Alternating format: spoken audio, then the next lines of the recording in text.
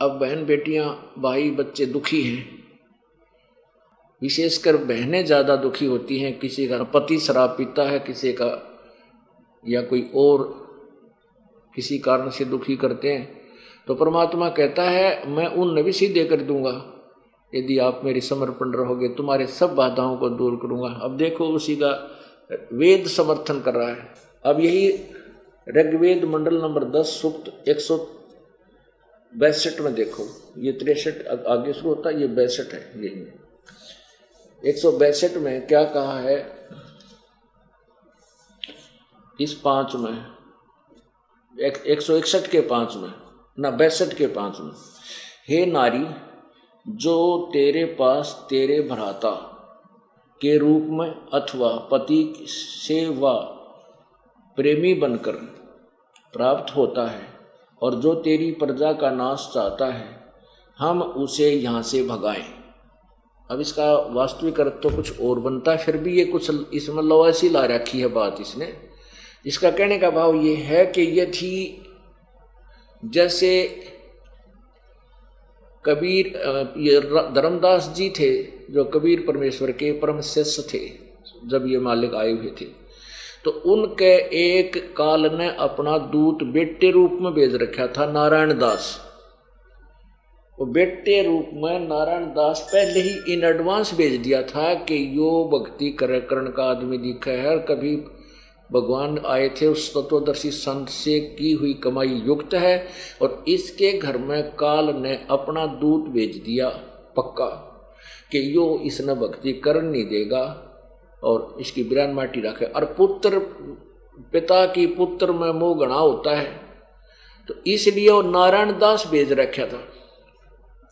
तो कबीर परमेश्वर जब धर्मदास को समझा रहे थे, धर्मदास जी परिचित हो गए, सतलोक में भगवान को देख भी लिया, तो समर्पण हो गए, प्रभु आप पूर्ण परमात्मा हैं।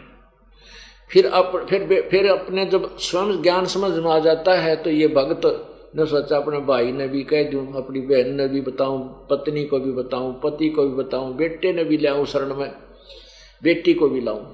तो नारायण दास अकेला ही पुत्र था।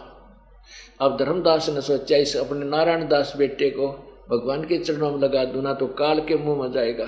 तो नारायण दास को धर्मदास ने खूब समझा, बेटा भगवान आए हुए। तो नारायण दास को क्यों, तो काल का दूत था बेटे रूप में। कहने लगा पिताजी तेरा दिमाग खराब हो गया बुढ़ापे में, सारी उम्र तूने कृष्ण राम की गीत गुण गाए, राज तो 60 साल की उम्र में तेरा भेजा खराब हो गया।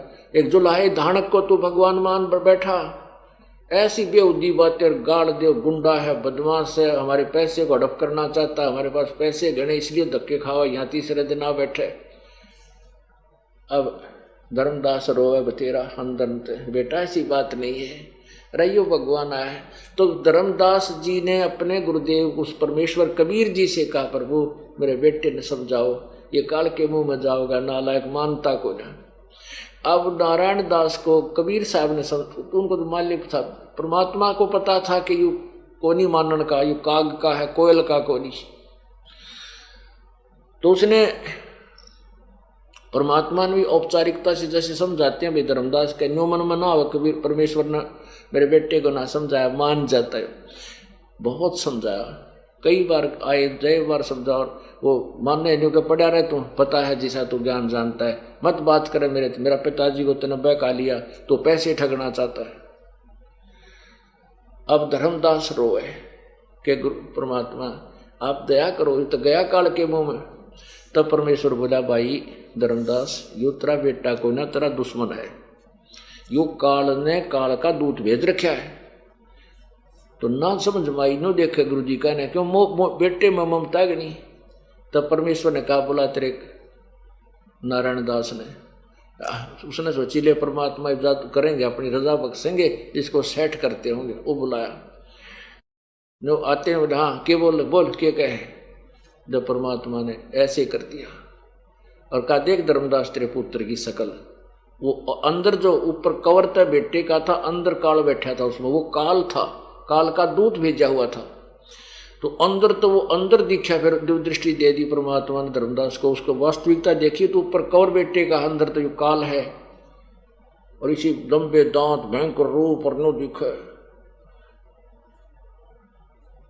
धर्मदास बोला जा बेटा जा, डर गया, अगे तो सचमुच करा के सांग है, जा बेटा बढ़िया था।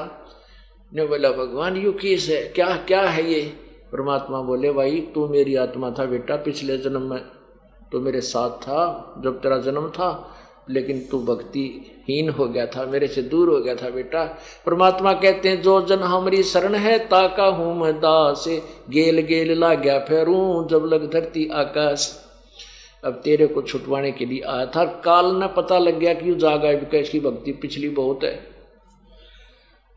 तो बेटा इसलिए यू काल ने अपना दूध भेज रखा तेरे घर में।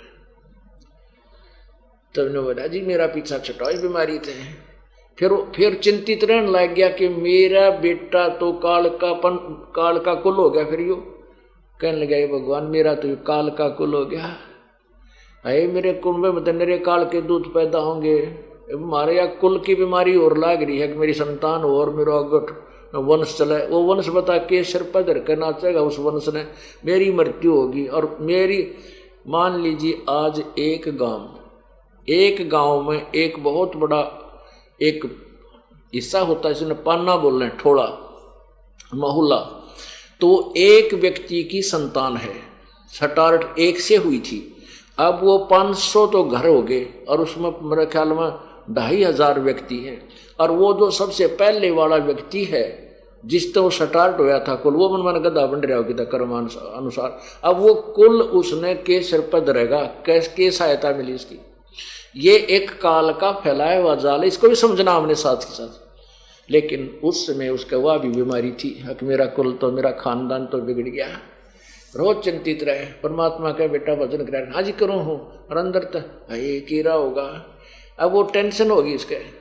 परमात्मा ने सोची और मरेगा बेटी का बाप, ना यू भक्ति करे इस बेटे और खानदान के मुंह में।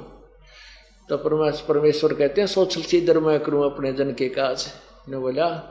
परमात्मा बोले अच्छा भाई धर्मदास मैं आशीर्वाद देता हूँ कि तेरे एक पुत्र होगा जो भक्ति युक्त होगा, अच्छी आत्मा का होगा और अपना पंथ स्वीकार करेगा।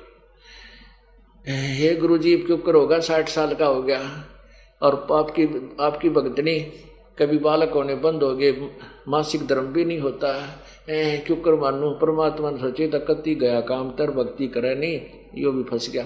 तो परमेश्वर ने अपनी शक्ति से एक बालक आसमान से आया और उसके आंगन में खेलन लग गया, लेटा हुआ, पैर जैसे पंजे मुंह में, गुट्ठे मुंह में दिया करे।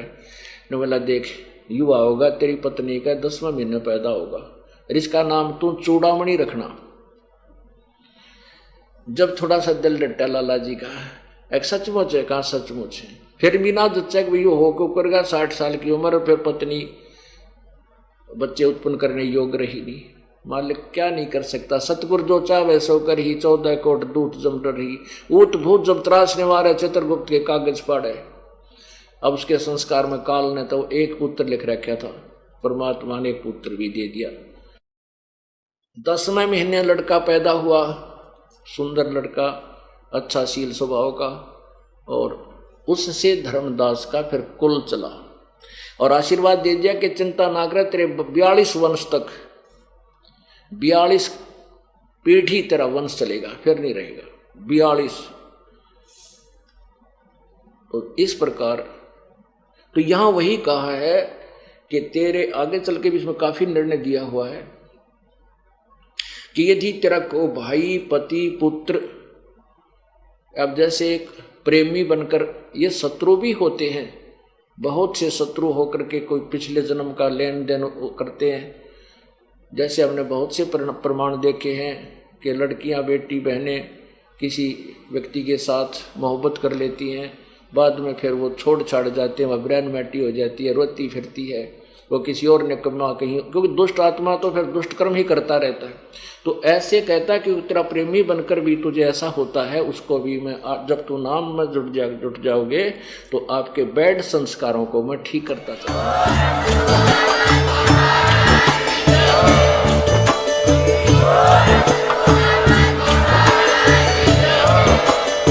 आप सुन रहे थे जगत गुरु तत्वदर्शी संत रामपाल जी महाराज जी के मंगल प्रवचन। अधिक जानकारी के लिए विजिट कीजिए हमारी वेबसाइट www.jagatgururampalji.org। संत रामपाल जी महाराज जी के शुभ आशीर्वाद से पूरे विश्व भर में 500 से भी ज्यादा नाम दीक्षा केंद्र हैं, जिन पर संत रामपाल जी महाराज जी द्वारा ऑनलाइन निशुल्क नाम दीक्षा दी जा रही है। अपने नजदीकी नाम दीक्षा केंद्र का पता करने के लिए संपर्क करें 8222880541।